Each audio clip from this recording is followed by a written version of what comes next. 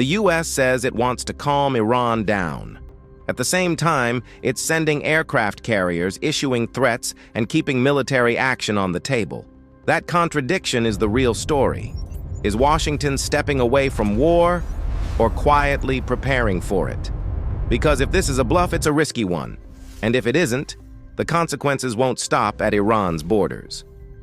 Over the past several weeks, Iran has seen widespread protests against the government. According to U.S. officials, Iranian security forces responded with a crackdown that left thousands dead. That figure remains unverified. During this period, U.S. President Donald Trump publicly encouraged Iranian protesters to keep demonstrating. On January 13th, he posted that help is on its way, without explaining what that help would be.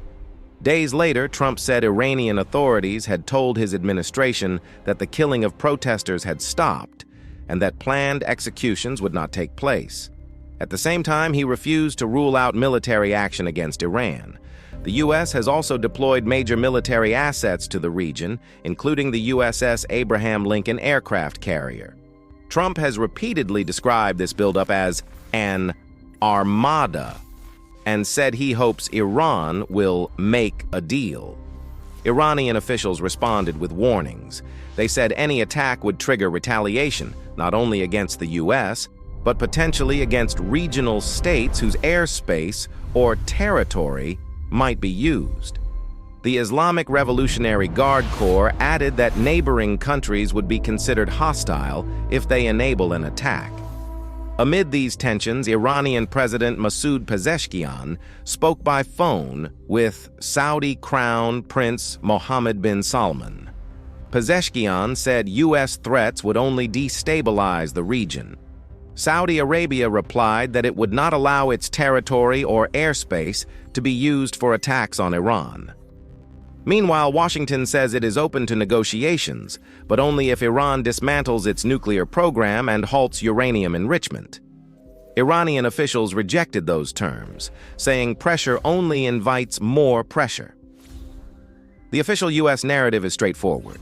Apply enough pressure and Iran will either change its behavior or negotiate on Washington's terms. But that story relies on assumptions that often go unchallenged. The first assumption is that military threats are mainly tools to prevent escalation. Trump's own record complicates that idea. In both Venezuela and Iran in previous years, the U.S. escalated militarily while diplomacy still appeared to be working. Not after talks had collapsed. In June last year, Trump publicly committed to diplomacy with Iran. Within hours, Israel struck Iranian targets. Days later, the U.S. directly bombed Iranian nuclear facilities. That sequence suggests diplomacy and military action were not alternatives. They were running in parallel. The second assumption is that Iran is the weaker actor and therefore more likely to cave. That ignores Iran's strategic depth. Iran cannot match U.S. military power directly, but it can raise costs across the region through allies, energy markets, and critical shipping lanes. That makes escalation asymmetric, not one-sided. From here, there are two competing interpretations of Trump's current posture. The first is calculated unpredictability. Under this view, threats, deployments, and mixed messages are deliberate. The goal is to keep Iran, U.S. allies, and even domestic audiences uncertain, extracting concessions without committing to full-scale war. In this framework, the bluff only works if Iran believes force is genuinely possible. The second interpretation is escalation drift. This is not a master plan, but a pattern. Public threats create pressure. Pressure leads to military deployments. Deployments limit diplomatic flexibility. Eventually, leaders get boxed in, and backing down becomes politically costly. In that scenario, war happens not because it's chosen, but because it becomes hard to avoid. Western media often frames this as Trump versus Iran. But the real struggle is broader. It's about U.S. credibility versus regional autonomy, military coercion versus diplomatic legitimacy, and unpredictability versus stability as a governing strategy. In the short term, the biggest risk is miscalculation.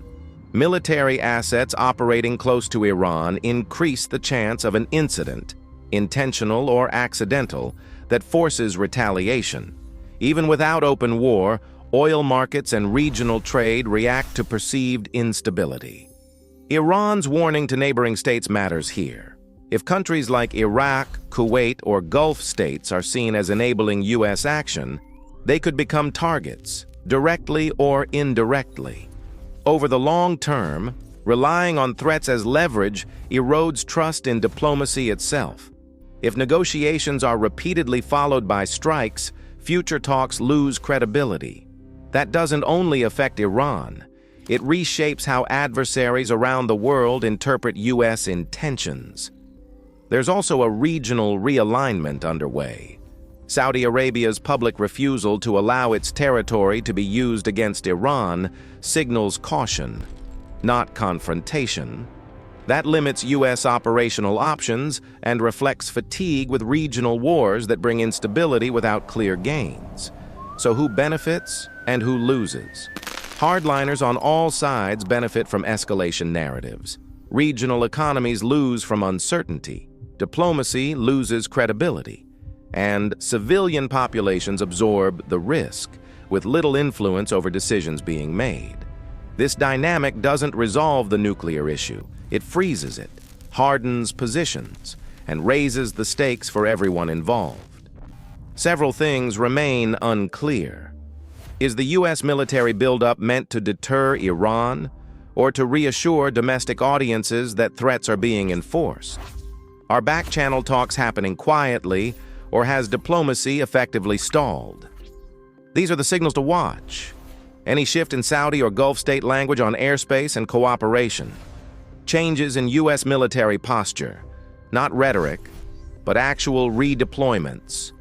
Iranian actions beyond its borders, especially indirect responses. And whether U.S. demands begin to soften or harden further. The central question isn't whether Trump is bluffing. It's whether anyone involved can safely call that bluff without triggering the very conflict everyone claims they want to avoid.